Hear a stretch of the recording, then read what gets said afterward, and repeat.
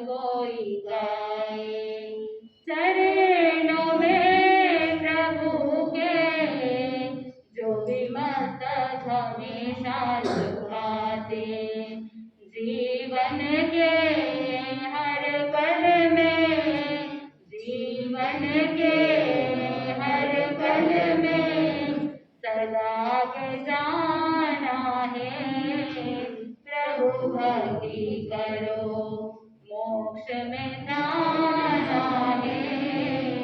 प्रभु भक्ति करो। धूम मचाओ मन की, प्रभु भक्ति का है ये महीना। प्यार का ये मौसम आए लौटे के फिर ये कभी ना। महावीर की भक्ति कर, महावीर की भक्ति कर, जिन पद पाना है। प्रभु भक्ति करो मोक्ष में जाना है। प्रभु भक्ति करो मोक्ष में जाना है। प्रभु भक्ति करो। राग देश के विजेता, मोक्ष मार्ग के प्रतिपादक, चरम तीर्थंकर श्रीमद भगवान महावीर स्वामी के चरणों में कोटि कोटि वंदन करते हुए, एक भवावतारी, चर्चा चक्रवर्ती, भीष्म प्रतिज्ञाधारी, अखंड बाल ब्रह्मचारी, आचार्य सम्राट पूज्य श्री जयमल जी महाराज साहब के चरणों में कोटि कोटि वंदन करते हुए, उन्हीं के 11वें पटधर आचार्य सम्राट पूज्य श्री सुखचंद्र जी महाराज साहब के चरणों में कोटि कोटि वंदन। जय गच्छाधिपति, व्याख्यान वाचस्पति, उग्र विहारी, वचन सिद्ध साधक, 12वें पटधर आचार्य श्री पार्श्वचंद्र जी महाराज साहब, गौर तपस्वी उपाध्याय श्री गुणन चंद्र जी महाराज साहब, मेरा अनंत आस्था के आया मम जीवन उद्धारक परम पूज्य गुरुदेव डॉक्टर श्री पदम चंद्र जी महाराज साहब के चरणों में कोटि कोटि वंदन करते हुए, सभी गुरु भक्तों के चरणों में वंदन करते। गुरुदेव श्री की आज्ञा से आत्मबंधुओं, अनंत अनंत ज्ञानी, सर्वज्ञ सर्वदर्शी तीर्थंकर प्रभु महावीर स्वामी, जिन्होंने संसार के भव्य प्राणियों को जिनवाणी के माध्यम से बोध दिया, एकेंद्रिय से लगा करके पंचेंद्रिय तक के जीवों को, सभी जीवों को क्या मिला? एक ऐसी चीज मिली है जो सभी में कॉमन है, चाहे एकेंद्रिय हो, चाहे बेंद्रिय हो, तेंद्रिय हो, चौरेंद्रिय हो या पंचेंद्रिय हो, सभी में एक ऐसी वस्तु, एक ऐसी चीज उपलब्ध है जो सभी के अंदर समान है। क्या है? आत्मा। धर्म स्थान में बैठ करके बहुत ज्यादा आत्मा आत्मा करते हैं। थोड़ा सा और चिंतन को आगे बढ़ाइए, आत्मा के अलावा क्या है? समस्त संसार के अंदर जीव है ही, आत्मा है ही। पूरे संसार के अंदर जीव ठसाठस भरे पड़े हैं। मैंने कहा कोई एक चीज, एक वस्तु, इसका मतलब क्या हुआ? कोई पुद्गल है जो सभी जीवों के अंदर कॉमन है। आप भोजन करते हैं किसके लिए? आत्मा के लिए या शरीर के लिए? किसके लिए? शरीर के। धन कमाते हैं किसके लिए? थोड़ा जोर से। धन कमाते हैं शरीर के लिए। और जो भी तामझाम करते हैं संसार के अंदर, जितना भी आपने जंजाल फैलाया है, जाल फैलाया है भौतिकता का, वो किसके लिए? शरीर के लिए। चाहे एकेंद्रिय हो, चाहे बेंद्रिय हो, चाहे तेंद्रिय हो, चाहे चौरेंद्रिय हो या चाहे पंचेंद्रिय हो। और पंचेंद्रिय के अंदर चाहे नरक गति का जीव हो, चाहे तिर्यंश गति का जीव हो, चाहे देव गति का देव हो या मनुष्य गति का मनुष्य हो, सभी में क्या है? शरीर है जो कॉमन है। लेकिन थोड़ा सा चिंतन कीजिए, हर एक जीव को धन तो मिल गया, लेकिन कोई कोई को धन मिलता है। धन तो सभी को मिल गया, लेकिन धन कोई कोई को मिलता है। लेकिन बहुत से लोगों को धन तो मिल गया, लेकिन मन सिर्फ सन्नी जीवों को मिलता है। ये तन मिला तिरने के लिए। किसके लिए? तन मिला तिरने के लिए और शरीर मिला सर्वज्ञ बनने के लिए। जीवन मिला जिनेश्वर बनने के लिए और मनुष्य जन्म मिला मोक्ष को पाने के लिए। आपको बंधु, तन मिला है तिरने के लिए। एक बार गौतम स्वामी ने पूछा भगवान से, भगवान इस आत्मा का, इस जीव का क्या लक्षण है, इस जीव का क्या गुण है? उस समय भगवान ने बताया कि इस जीवात्मा का लक्षण है, इस जीवात्मा का गुण है ऊर्ध्वगामी होना। क्या करना? ऊपर उठना। जिस तरह से दीपक की लौ होती है, कोई लैंप की फ्लेम होती है, तो वो दीपक की लौ ऊपर की तरफ उठती है या नीचे की तरफ? किस तरफ? फ्लेम को आपने हमेशा ऊपर की तरफ जाते हुए देखा है, नीचे की तरफ जाते हुए देखा है? नहीं। जिस तरह से दीपक की लौ ऊपर की तरफ उठती है, ठीक उसी प्रकार आत्मा का लक्षण है, आत्मा का गुण है ऊर्ध्वगामी होना, ऊपर उठना। उस समय पुनः भगवान महावीर स्वामी को गौतम स्वामी ने वंदन नमन करते हुए विनय भाव के साथ पूछा। आज के जमाने के जैसे प्रश्न नहीं करते। वहां पर आज के जमाने में कैसे प्रश्न किए जाते हैं, जहां पर मन के अंदर इंटेंशन रहता है, तर्क रहता है, कुतर्क रहता है। देखे तो सही कि गुरु भगवंतों के अंदर, साधु संतों के अंदर, स्वामी जी के अंदर कितना ज्ञान है, यानी आपके पास ज्ञान है या नहीं है, लेकिन गुरु भगवंतों के ज्ञान की परीक्षा जरूर कर लेते। आत्मबंधुओं, 14 पूर्वों का ज्ञान जिनके अंदर मौजूद था, जो 4 ज्ञान के धनी, ऐसे गौतम स्वामी जो प्रभु महावीर स्वामी के प्रथम गणधर कहलाए, ऐसे गौतम स्वामी भी क्या करते हैं? त्रिकाल वंदना करते हुए, विधियुक्त वंदन करते हुए, भगवान की अनुकूलता को देख करके सुख साथा पूछते हुए, भगवान अगर आपके अनुकूल हो, अगर आपके अवसर हो तो मुझे एक जिज्ञासा है। क्या कभी आपने इस तरह से प्रश्न किया कि भगवान मेरे अंदर जिज्ञासा है, मेरे मन में एक डाउट है, एक प्रश्न खड़ा हो गया है, और अगर आपकी अनुकूलता हो, आपके शरीर में साता हो, आपके मन के अनुकूल हो, तो मैं अपनी जिज्ञासा का क्या करना चाहता हूँ? समाधान करना चाहता हूँ। भगवान कृपा कीजिए। कभी ऐसे शब्दों का प्रयोग किया है? चिंतन कीजिए। सीधा आते हैं और आकर के पूछ लेंगे प्रश्न, जवाब देना या नहीं देना, सामने वाले के साथा है नहीं है, कभी दिमाग में नहीं लिया। आत्मबंधु, गौतम स्वामी सबसे श्रेष्ठ विनयवान साधक कहलाते हैं, जिनके मन में गुरु के प्रति कूट कूट करके विनय भाव भरा हुआ है। और ज्ञानी जन कहते हैं कि अगर किसी के अंदर विनय गुण आ जाए तो बाकी सारे गुण अपने आप आ जाएंगे। गुणों की जननी है विनय। आत्मबंधुओं, गौतम स्वामी ने पुनः प्रश्न किया कि भगवान अगर आत्मा का स्वभाव है ऊर्ध्वगामी होना, तो फिर ये जीव बार बार दुर्गतियों के अंदर क्यों चला जाता है? उस समय भगवती सूत्र के अंदर भगवान ने उदाहरण देते हुए समझाया। जिस तरह से एक तुम्बा होता है, तुम्बा एक वेजिटेबल होता है, तो वो तुम्बे को अगर तालाब के अंदर डाल दिया जाए तो तुम्बा तैरेगा या डूबेगा? गौतम स्वामी ने कहा कि तुम्बा तैरेगा। लेकिन वही अगर उसके ऊपर गीली मिट्टी का लेप लगा दिया जाए और फिर उसके ऊपर सूत के धागे लपेट दिया जाए, धूप में सुखा देवे, फिर पुनः मिट्टी का लेप करना, फिर सूत से उसे लपेट देना, ऐसे करते करते बहुत सारे लेप लगाए जाते हैं। बहुत सारे लेयर्स लगा देने के बाद जब तालाब के अंदर डाल दिया जाए तो फिर वो तुम्बा तैरेगा या डूबेगा? आत्मबंधुओं, गौतम स्वामी ने कहा कि भगवान वो तुम्बा डूब जाएगा।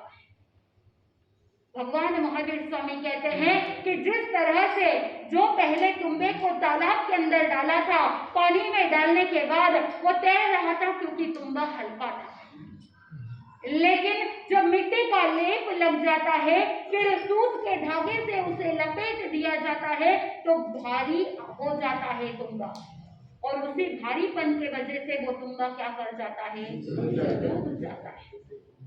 ठीक उसी प्रकार ये जीवात्मा जब कर्म रूपी मिट्टी के लेप से, कषायम की रूपी सूत से जब तक लगा हुआ है, तो ये आत्मा भारी हो जाती है। और जब ये आत्मा भारी हो जाती है तो बार बार ये जीवात्मा जो हल्की होनी चाहिए थी, तैरनी चाहिए थी, आत्मा को संसार सागर से भवकार उतर जाना था, लेकिन फिर भी ये जीवात्मा क्या कर जाती है, दुर्गतियों के अंदर चली जाती है। ये जीवात्मा संसार के अंदर डूब जाती है। जो हलुकर्मी जीव होते हैं वो तो निकट भाव के अंदर मोक्षगामी बन जाते हैं, लेकिन जो भारी कर्मा जीव होते हैं वो संसार परिभ्रमण बढ़ा देते हैं। एक बार जंगल के अंदर एक हाथी चल रहा था और चलते चलते उसने देखा नहीं, इतना तेज रफ्तार के अंदर चल रहा था। शिकारी जो होते हैं वो जाल भी बिछा देते हैं और अलग अलग तरह की योजना बनाते हैं, और जिस समय ये शिकारी शिकार करने के लिए योजना बनाते हैं तो बहुत बड़ा खड्डा खोदा गया और उसके ऊपर घास फूस और लकड़ियां रखी गई, जिसके वजह से मालूम नहीं पड़ा, पत्ते बिखेर दिए गए थे और हाथी तेज रफ्तार से दौड़ रहा है। दौड़ते दौड़ते अचानक उस खड्डे के ऊपर पैर पड़ गया और वो हाथी खड्डे में गिर गया। हाथी के अंदर इतना बल है कि वो जंगल के जंगल उखाड़ सकता है, पेड़ पौधों को तोड़ सकता है, इतना बल है, लेकिन फिर भी उस खड्डे के अंदर गिरा हुआ है।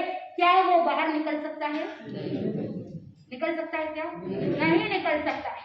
लेकिन संयोग ऐसा हुआ कि वहां पर चींटियां भी चल रही थी और चींटी चलते चलते वो भी उस खड्डे के अंदर गिर गई। एक तरफ चींटी है जिसके अंदर कोई बल नहीं, कोई सामर्थ्य नहीं कि पेड़ को उखाड़ करके फेंक दे,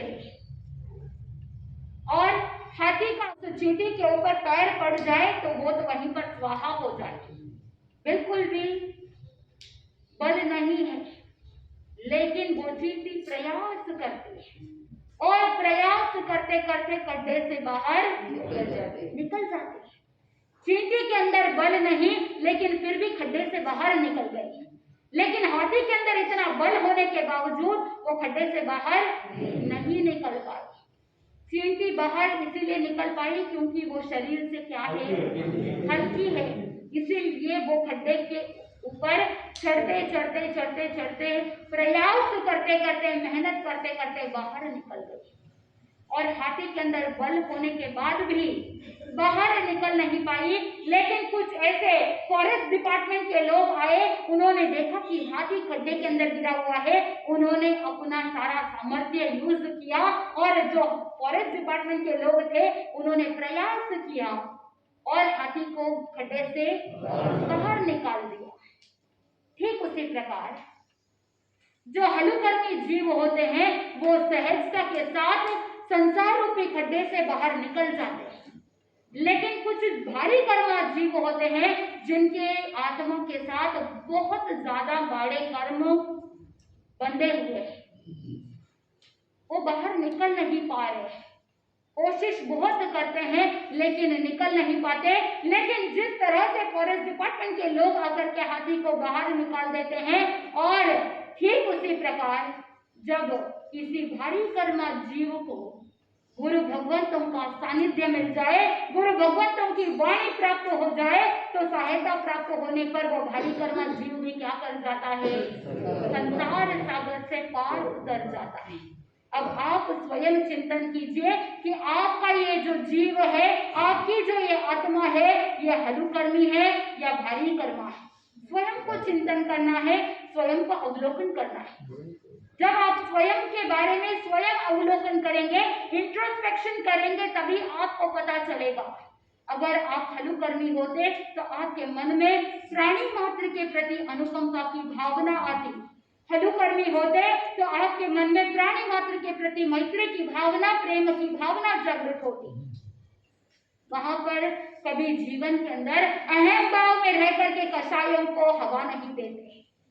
आत्मबंधु अगर अग्नि को हवा दे तो क्या होगा, और ज्यादा प्रज्वलित तो होगी। ठीक उसी प्रकार धीमी आंच में अगर अग्नि चल रही है और उसे थोड़ी सी हवा आपने दे दी, थोड़ा सा तेल डाल दिया और थोड़ी सी बाती को भी आपने क्या कर दिया, व्यवस्थित कर दिया तो वो दीप और प्रज्वलित हो जाएगा। आत्मबंधुओं, कहीं आप अपने कषायों को हवा तो नहीं दे रहे हैं, स्वयं को चिंतन करना है। कहीं आप अपने अहंकार को पोषण तो नहीं कर रहे हैं, क्योंकि ज्ञानी जन ने कहा कि जो अहंकार को पोषण करता है वो आगे चल करके चारों कषायों को और ज्यादा तीव्र बना देता है। जो कषाय मंद रूप में चल रहे थे, लेकिन जब अहंकार को चोट पहुंचती है तो वो कषाय तीव्र गति की ओर आगे बढ़ जाते हैं। चल रहा था प्रसंग त्रिपृष्ठ वासुदेव का। आत्मबंधुओं, उस शाली क्षेत्र के अंदर सिंह को पछाड़ दिया और सिंह को पछाड़ने के पश्चात पूरे शाली क्षेत्र को सिंह के भय से मुक्त कर दिया। इधर सिंह ने देखा कि मैं एक साधारण युवक से, मानव से पराजित हो गया, आंखों से आंसू टपक रहे। आत्मबंधुओं, वो सारथी जो था, वो सारथी जा करके उसे सांत्वना देता है। आपने सुना कि किस तरह से सांत्वना दे रहा था, और वो कहता है कि तुम तो वन के सिंह हो, वन के राजा हो, लेकिन तुम्हारी जो मृत्यु हुई है वो किसी साधारण मनुष्य के हाथों नहीं, नरसिंह के हाथों द्वारा हुई है। नीलकंठ के नाथ है, वासुदेव है, और वासुदेव के हाथों से तुम्हारी मृत्यु हुई है। इसीलिए तुम ये खेद मत करो कि मैं किसी साधारण व्यक्ति के हाथों पराजित हो गया। जैसे ही ये सांत्वना की बातें सुनी तो सिंह के मन में थोड़ी सी शांति हुई। अंतिम श्वास गिन रहा था और प्राण पंखेरु उड़ गए। इधर कालांतर के अंदर त्रिपृष्ठ वासुदेव का जो जीव होता है वो 27वें भव में भगवान महावीर स्वामी बनते हैं। थोड़ा सा हम टाइमलाइन में आगे जाएंगे, फिर टाइमलाइन में पीछे भी एक बार आएंगे, क्योंकि पूर्व भवों को जानने का औचित्य यही है कि कर्म सिद्धांत को जानने का हमको अवसर प्राप्त होता है। जो सारथी का जो जीव था, जो सिंह को सांत्वना दे रहा था, तो उसके प्रति वात्सल्य की भावना जागृत हो गई। मन के अंदर राग भाव सिंह के मन में रह गया। आत्मबंधु, संसार चक्र जो चल रहा है वो संसार चक्र विरह और मिलन के सिलसिले के साथ चल रहा है। जहाँ पर राग भाव है वहां पर संबंधों में अपनत्व की भावना आती है। बहुत गौर से सुनना। जहाँ पर राग भाव होता है वहां पर रिलेशन के अंदर, संबंधों के अंदर अपनत्व की भावना जुड़ती है, और जहाँ पर द्वेष भाव है वहां पर पराईपन की भावना घुल जाती है रिश्तों के अंदर। आत्मबंधु, जो सारथी था वो सारथी आगे चल करके गौतम गणधर का जीव बनता है, और जो केसरी सिंह था वो केसरी सिंह हलक नाम का किसान बनता है। आत्मबंधुओं, किसान के रूप में एक बार हुआ ऐसा कि भगवान महावीर स्वामी और गौतम गणधर विहार करते हुए आगे चल रहे थे। चलते चलते खेत के अंदर एक किसान जो सिंह का जीव था, वो किसान खेत के अंदर खेती कर रहा था। भगवान महावीर स्वामी तो सर्वज्ञ सर्वदर्शी थे, वो जानते थे, इसलिए उन्होंने क्या किया, गौतम गणधर को भेजा कि तुम जाओ और उस किसान को गोद दे दो, और जिस समय तुम उसे गोद दे दोगे वो गोद को प्राप्त कर लेगा और संयम अंगीकार कर लेगा। गए गौतम गणधर, और जैसे ही गौतम गणधर गए उसे गोद दिया तो तुरंत प्रभावित हो गए। गौतम गणधर का चेहरा देखते ही वो किसान लट्टू हो गया। किसान के मन में भावों की ओतप्रोत की भावना, क्यों? पूर्व भाव को टंटोल रहे। पूर्व भाव में सारथी और सिंह के बीच में कौन सा भाव? वात्सल्य की भावना, सांत्वना की भावना, मधुरता की, शांति की अनुभूति उस सिंह ने किया था, इसीलिए राग भाव जुड़ गया। और क्योंकि राग भाव जुड़ा हुआ था, कर्म अब विपाक के अंदर आए हैं, उदय के अंदर आए हैं, तो उसी राग भाव के कारण से अपनेपन की भावना जागृत हो गई। और जब अपनेपन की भावना जागृत होती है तो जो भी बात बोली जाती है तुरंत सामने वाला स्वीकार कर लेता है। गौतम स्वामी के प्रति नतमस्तक हो गया और संयम अंगीकार करने के लिए भी तैयार हो गया। गौतम स्वामी ने अपने पास जो पात्रे थे उसमें से 2 पात्रे उसे दे दिए और जो होगा था उसमें से कुछ फलियां दे दी। और जैसे ही वो वहां पर दीक्षित हो जाता है, गौतम स्वामी ने कहा कि तुम चलो मेरे गुरु, मेरे भगवान महावीर स्वामी के पास चलो। और जैसे ही समूह शरण के अंदर प्रवेश करते हैं, जैसे ही उस किसान ने भगवान महावीर स्वामी को देखा, पूर्व भाव का वेल जागृत हो गया। सिंह के मन में त्रिपृष्ठ वासुदेव के प्रति कौन सी भावना थी? द्वेष की भावना थी। इसीलिए भगवान महावीर स्वामी को देखते ही मन के अंदर वैर जागृत हो गया और तुरंत वो सारे ओगे पात्रे वहीं पर रख करके वो वहां से भाग गए। गौतम स्वामी देख करके हैरान हो गए, आखिर ऐसी क्या बात हो गई जिसकी वजह से किसान भाग गए। पूछा भगवान को, भगवान ऐसा क्यों हुआ? भगवान ने कहा कि तुम याद करो तुम्हारे पूर्व भव को, स्मृति पटल पर उस भव को याद करो, समय के पीछे जाओ।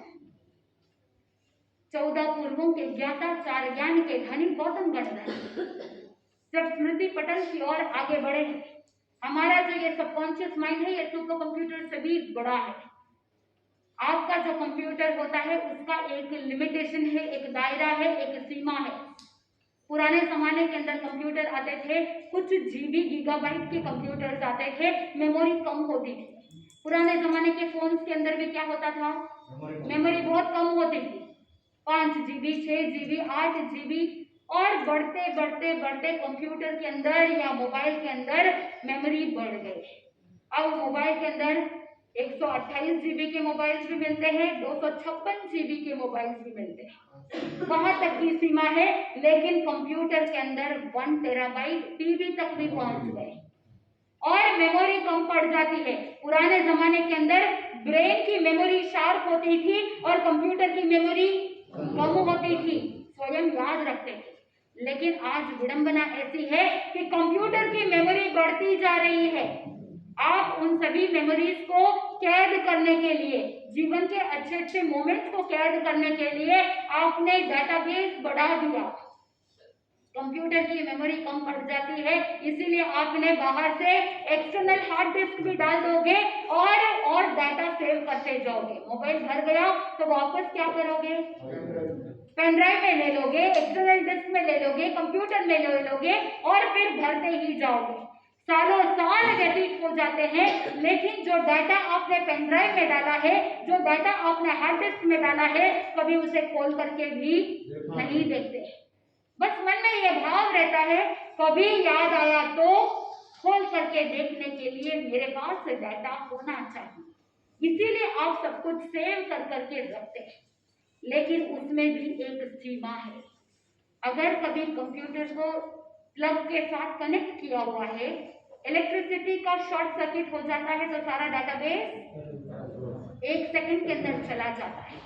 लेकिन हमारा जो ये सबकॉन्शियस माइंड है, हमारा जो ये ब्रेन है, इसके अंदर लाखों करोड़ों कंप्यूटर समाविष्ट हो जाए इतनी मेमोरी है। इसकी कोई सीमा नहीं, इसको कभी क्रैश होने का कोई चांस नहीं है। अगर मेमोरी को टंटोला जाए तो सन्नी भाव जितने करते हैं 900 भाव तक ये जो ज्ञान है या जो स्मृतियां हैं, जो मेमोरीज है, वो समय समय पर याद आते रहते हैं। और उसी का नाम है जाति स्मरण ज्ञान। मति ज्ञान का ही भेद है जाति स्मरण ज्ञान। यानी जब आप अपनी मेमोरी में पीछे जाते हैं तो पूर्व भावों को देखना प्रारंभ करते हैं।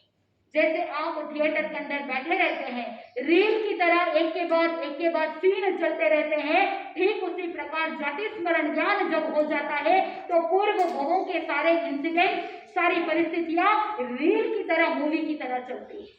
आत्मबंधुओं, भगवान महावीर स्वामी ने कहा कि उस त्रिपृष्ठ वासुदेव के भाव में मैंने उस सिंह को, केसरी सिंह को पछाड़ा था, इसलिए मेरे प्रति उसके मन में कौन सी भावना है? द्वेष की भावना है। इसलिए मुझे देखते ही वो किसान भाग गया। लेकिन चिंता करने की कोई बात नहीं, तुम उस भाव के अंदर सारथी थे। तुम्हारे वो सांत्वना के वचन सुन करके उसको बड़ी शांति की अनुभूति हुई थी, मन में थोड़ा सा आनंद का भाव था, इसीलिए तुम्हारे प्रति वो अनुराग भाव जुड़ा हुआ है। लेकिन चिंता करने की कोई बात नहीं, वो किसान अब पहले कृष्ण पक्षी था, अब वो वैर उदय के अंदर आया और वो वैर समाप्त हो गया है। अब वो कृष्ण पक्षी से शुक्ल पक्षी बन गया है। अब अगर पुनः बोध मिलेगा तो उसके आत्मा का कल्याण हो जाएगा। कहने का आशय, कर्म किस तरह से उदय के अंदर आते हैं। बहुत बार ऐसा होता है कि राह में चलते हुए अनजान व्यक्ति को देखते हैं, देखने के बाद उसको देखते ही मन में प्रसन्नता की भावना आती है, और बहुत बार ऐसा होता है कि कुछ लोगों को देख करके मन में घृणा भाव आता है। बहुत बार आप अपने आप प्रैक्टिकली अनुभव करते हैं, जब कोई स्पीच देने के लिए खड़ा होता है तो आपके मन में लगता है कि बस सुनते ही रहे, कितना अच्छा बोलते हैं, मन को अच्छा लगता है। लेकिन कुछ लोग ऐसे होते हैं जो खड़े होकर के स्पीच देने के लिए तैयार होते हैं, बस वो अपनी जगह से खड़े हुए हैं और तुरंत आपके मन में आता है, अरे ये क्यों बोल रहा है, क्यों खड़ा हो रहा है, ये नहीं बोले तो अच्छा है। आता है कि नहीं आता? उस व्यक्ति से आपको कोई लेना देना नहीं, लेकिन फिर भी किसी के लिए प्रसन्नता की भावना जागृत होती है और किसी के लिए द्वेष की भावना या घृणा की भावना जागृत होती है। ये सारा कर्म का खेल है। घर के अंदर एक छोटा सा नन्हा मुन्ना सा बालक जिसका अभी अभी जन्म हुआ है, और जैसे ही उसका जन्म होता है उसके रोने की आवाज सुनते हैं, लेकिन फिर भी उसके रोने के बाद आपके मन में प्रसन्नता की भावना आती कि नहीं आती? जो नवजात शिशु है वो रो रहा है, लेकिन फिर भी आप क्या हो रहे हैं, खुश हो रहे हैं। वही अगर अभी अभी जन्मा हुआ बच्चा पहली बार नहीं रोए तो आप दुखी हो जाते हैं। उसका रोना आपको खुशी देता है और उसका न रोना आपको घबराहट देता है, दुख देता है। ऐसी संसार की विडंबना है।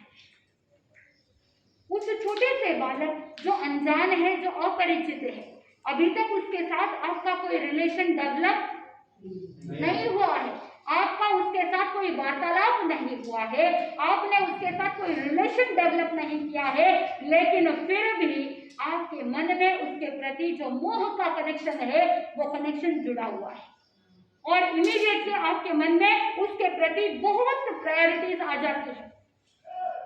उस छोटे से बालक के सुख दुख का आपको बहुत क्या रहता है, मन में भाव रहता है कि अब मेरे सुख दुख की मुझे कोई चिंता नहीं। उसको, उस बच्चे को सुख दुख का अनुभव होना नहीं चाहिए। वो हमेशा सुखी रहे, वो हमेशा जीवन में आगे बढ़े, कोई परेशानी ना हो। सारी प्रायोरिटीज आपकी पहले अपने ऊपर थी, अब किसके ऊपर हो गई? बच्चे के ऊपर। एक अनजान व्यक्ति के प्रति, जीव के प्रति इतना अटैचमेंट और इतना प्रायोरिटी देने के लिए, महत्व देने का कार्य आप कर रहे हैं, क्या कार्य है? क्या वो जीव, वो बच्चा अपरिचित है, अनजान है? इस जन्म की अपेक्षा से वो अपरिचित या अनजान हो सकता है, लेकिन पूर्व भाव का बहुत बड़ा संबंध है, और उसी पूर्व भाव के राग भाव के कारण से वो आज आपको अपरिचित नहीं लगता। अभी अभी जन्मा है लेकिन फिर भी अपरिचित नहीं लगता है। आत्मबंधु किसी जन्म में बिछड़ा हुआ था, अब आज लौट करके आया है। पूर्व भवों का संबंध है। वही अगर पूर्व भवों का वैर हो तो आपके घर में वो बच्चे के रूप में जन्मेगा, लेकिन जन्म से ही बहुत सारी बीमारियां लेकर के जन्मेगा, और आपका कर्जा उसके साथ जुड़ा हुआ है, तो आप डॉक्टर के पास घूमते रहेंगे। ये कर्मों का चक्र है कि जहां पर आप देखते हैं कि आपका कनेक्शन उस बच्चे के साथ है, यानी आप उसके साथ कर्जदार है, आपको उस बच्चे के साथ, उस जीव के साथ कर्ज चुकाना बाकी है, और आप उसको किसके रूप में चुकाते हैं? हॉस्पिटल के फीस के रूप में, दवाइयों के रूप में आप उस कर्जे को चुका रहे हैं। और दूसरी तरफ जो बच्चा बीमार है वो बच्चा भी डॉक्टर के लेनदार है, डॉक्टर के साथ उसका कर्जा है और इसीलिए वो चक्र चलता है, यानी आपका कर्जा उस बच्चे के साथ और उस बच्चे का कर्जा डॉक्टर के साथ। जब तक कर्जा चुकता नहीं होता तब तक ये चक्र चलता है। बहुत बार आप देखते हैं कि वो बच्चा जन्म से बीमार है और जब कर्जा चुकता हो जाता है तो उस समय वो बच्चा इस संसार से भी चला जाता है। आत्म बंधुओं, ये सारा का सारा कर्म का खेल है, कर्म का लेखा जोखा है। अगर समय रहते नहीं चेते, समय रहते अपने अहंकार को दूर नहीं किया, समय रहते अगर कषायों को दूर नहीं किया तो उस त्रिपुरुष वासुदेव के समान अहंकार के भावना की वजह से नरक गति जैसे दुखों को भी भोगना पड़ता है। अब सिंह को तो अभय, सिंह के कारण से गांव के लोगों को अभय तो मिल गया, सभी जय जयकार करने लगे और जय जयकार करते करते सभी ने खूब प्रशंसा की और प्रति वासुदेव अश्वग्रीव को भी समाचार मिल गए। अब मन में भय लग रहा है, भय के साथ साथ ईर्ष्या वृत्ति भी है कि मुझसे भी बलवान कौन आ गया है, मैं 3 खंड का नाथ, लेकिन मुझे मात देने के लिए आ गए हैं। और उस समय षड्यंत्र रचा, अश्वग्रीव ने राजा प्रजापति को समाचार दिए और दूत को भेजा। दूत आकर के राजा को कहने लगता है कि राजन, अश्वग्रीव महाराज आपके दोनों पुत्रों के पराक्रम से बहुत प्रसन्न है, इसलिए उन्होंने रत्नपुर बुलाया है, वो स्वयं अपने हाथों से पुरस्कार देना चाहते हैं। श्री कृष्ण वासुदेव भी राजसभा के अंदर बैठे थे और उन्होंने इस बात को सुनते ही उसे ललकार दिया। श्री कृष्ण वासुदेव कहने लगे, तुम जाकर के तुम्हारे महाराज को कह देना, जो राजा एक साधारण सिंह से भी अपनी प्रजा की रक्षा नहीं कर सकता, उन राजा के हाथों से मुझे पुरस्कार नहीं लेना है, मैं नहीं लेना चाहता हूं, जाकर के तुम अपने महाराज को कह देना। जैसे ही दूत जाकर के अश्वग्रीव को यह सारी बात बताता है तो उसे बहुत बड़ा अपमान फील होता है कि एक राजा के आदेश की अवहेलना हो गई, अहम पर चोट पहुंचती है। अश्वग्रीव को आया गुस्सा और उस गुस्से के अंदर भय के कारण से, ईर्ष्या के कारण से धावा बोल दिया पोतनपुर के ऊपर। पुत्र के रहते पिता युद्ध में जाए, ये श्री कृष्ण वासुदेव को कभी मंजूर नहीं था। पिता को कहा कि पिताजी, मेरे रहते अगर मेरे नगर के ऊपर कोई धावा बोल देवे, अटैक कर देवे, ये मुझसे कभी बर्दाश्त नहीं होगा, मैं युद्ध करने के लिए जाऊंगा। श्री कृष्ण और उनके भाई अचल दोनों छोटे से सैन्य दल को लेकर के युद्ध के लिए रवाना हुए। अश्वग्रीव बहुत बड़ी सेना लेकर के आए, लेकिन कहते हैं कि जब वासुदेव के भीतर से वो वासुदेवत्व का बल जागृत होता है तो फिर किसी के पास वो सामर्थ्य नहीं कि वो उन्हें परास्त करा सके। श्री कृष्ण ने सिंहनाद किया और साथ में जैसे ही उन्होंने शस्त्र का प्रहार किया, अश्वग्रीव की सेना टिक नहीं सकी, भाग गई सेना। और दूसरी तरफ श्री कृष्ण के मन में दया की भावना आई कि देखो, किसी एक व्यक्ति के अहम के पोषण के लिए लाखों करोड़ों निरपराधी जीवों की क्या हो रही है, हिंसा हो रही है, हत्या हो जाएगी अगर युद्ध करेंगे। तो श्री कृष्ण ने अश्वग्रीव को कहा, क्या ना हम आपस में युद्ध करें, प्रॉब्लम हम दोनों को है, तो निरपराधी लोगों को क्यों तकलीफ देना। तुमुल युद्ध हुआ और उस युद्ध के दौरान सारे शस्त्र अश्वग्रीव के खत्म हो गए। अब अंतिम में बचा सुदर्शन चक्र। श्री कृष्ण वासुदेव के ऊपर सुदर्शन चक्र प्रहार किया गया। ये जो सुदर्शन चक्र होता है वो देवाधिष्ठित होता है और जिस समय पाप कर्म उदय के अंदर आ जाते हैं तो उस समय देवता भी उसकी सहायता नहीं करते। तो इधर अश्वग्रीव का अंत समय निकट था, तो देवता भी उसकी हेल्प करने वाले नहीं। ज्ञानी जन कहते हैं कि जो स्वयं की मदद करते हैं उनके लिए देवता भी हेल्प कर देते हैं। फ्लाइट के अंदर भी आप जाते हैं तो सबसे पहले वहां पर क्या कहा जाता है कि जब ये उड़ान ऊपर जाती है, ऑक्सीजन का लेवल जब कम हो जाता है, तो सबसे पहले ऑक्सीजन मास्क स्वयं पहले स्वयं की मदद करें, उसके बाद पड़ोसी को क्या करो, मदद करो। जो व्यक्ति स्वयं की हेल्प नहीं कर सकता वो दुनिया के अंदर किसी की भी हेल्प नहीं कर सकता। आत्मबंधुओं, वो सुदर्शन चक्र त्रिपृष्ठ के इर्द गिर्द घूमता हुआ, परिक्रमा करता हुआ त्रिपृष्ठ के सामने आकर के रुक गया और त्रिपृष्ठ वासुदेव उसी सुदर्शन चक्र को इस कनिष्क उंगली के अंदर धारण करते हैं और उसी सुदर्शन चक्र से प्रहार करते हैं। सिर और धड़ अश्वग्रीव के अलग अलग हो जाते हैं और जब अश्वग्रीव मृत्यु को प्राप्त कर जाते हैं और त्रिपृष्ठ वासुदेव विजयी बन जाते हैं। देववाणी होती है कि हे त्रिपृष्ठ वासुदेव, इस भरत क्षेत्र के आप प्रथम वासुदेव हैं और आपके भ्राता अचल प्रथम बलदेव हैं। आत्मबंधुओं, नियम है कि जो निदानकृत होते हैं वो वासुदेव बनते हैं। निदानकृत वासुदेव तो बन गए, अपरिमित बल भी मिल गया, लेकिन जीवन पर्यंत क्रूर भावना होने के कारण से जीवन पर्यंत तक महापरिग्रह का उपयोग करने के कारण से नरक गति में जाने जैसे कर्म कर लिए। आत्मबंधुओं, ठाणाक सूत्र के चौथे खाने के अंदर बताया जाता है कि नरक गति में जाने के 4 कारण: महाआरंभ, महापरिग्रह, पंचेंद्रिय जीवों की हत्या करना, मध्य मांस का सेवन करना। इन 4 कारणों से जीव कौन सी गति में जाता है? नरक गति में जाता है।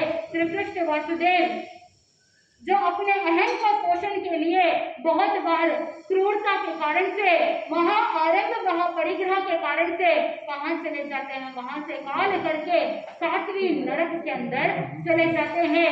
7वीं नरक का ये 19वां भाव, जहाँ पर 7वीं नरक का नाम है तमो प्रभा, यानी घोर अंधकार होता है। तीव्र अनंत तृषा, अनंत भूख, अनंत प्यास, अनंत गर्मी, अनंत सर्दी, अनंत खुजली, अनंत ज्वर, ऐसे अनंत 10 प्रकार की क्षेत्र वेदनाओं को कौन भोगते हैं? नरक गति के जीव भोगते हैं। और किए हुए कर्मों का भुगतान कौन कर रहा है? त्रिपृष्ठ वासुदेव का जीव नरक गति के अंदर कर रहा है। और फिर नरक गति का आयुष्य पूर्ण करने के बाद वहां से काल करके जीव तिर्यंस गति के अंदर जाता है, क्योंकि नरक गति के अंदर 7वीं नारकी जो होती है, 7वीं नारकी की गति 10 की बताई जाती है, जो सन्नी तिर्यंस पंचेंद्र के पर्याप्त और अपर्याप्त बताया जाता है। यानी 7वीं नरक से निकल करके जीव नरक गति में पुनः नहीं जा सकता। 7वीं नरक से निकल करके जीव देव गति में नहीं जा सकता। 7वीं नरक से निकल करके जीव मनुष्य गति में भी नहीं जा सकता। उसके पास सिर्फ एक ऑप्शन है कि वो क्या बने? सन्नी तिर्यंस पंचेंद्रिय बने। तो वहां से वापस आयुष्य पूर्ण करके 20वें भाव में सिंह बनता है, केसरी सिंह के रूप में जन्म लेता है। और उस सिंह के भाव में ऐसा क्या होता है कि जहां पर उसे संत समागम मिलता है और फिर वो अपने जीवन में आगे बढ़ने के लिए कैसे कदम को आगे बढ़ाता है। भगवान महावीर स्वामी के 19 भाव हमने पूर्ण किए हैं। 20वें भाव में सिंह का भाव, कैसे सिंह के भाव में आगे बढ़ते हैं, कैसे उद्धान की ओर आगे बढ़ने का क्रम प्रारंभ होने वाला है, ये सारा वृतांत जैसे जैसे आप सुनेंगे। और साथ ही आज शनिवार है तो आप जाप साधना में तल्लीन रहेंगे तो आनंद की प्राप्ति होगी। इसी मंगल भावना के साथ आनंद ही आनंद। बोले श्री जैन धर्म की।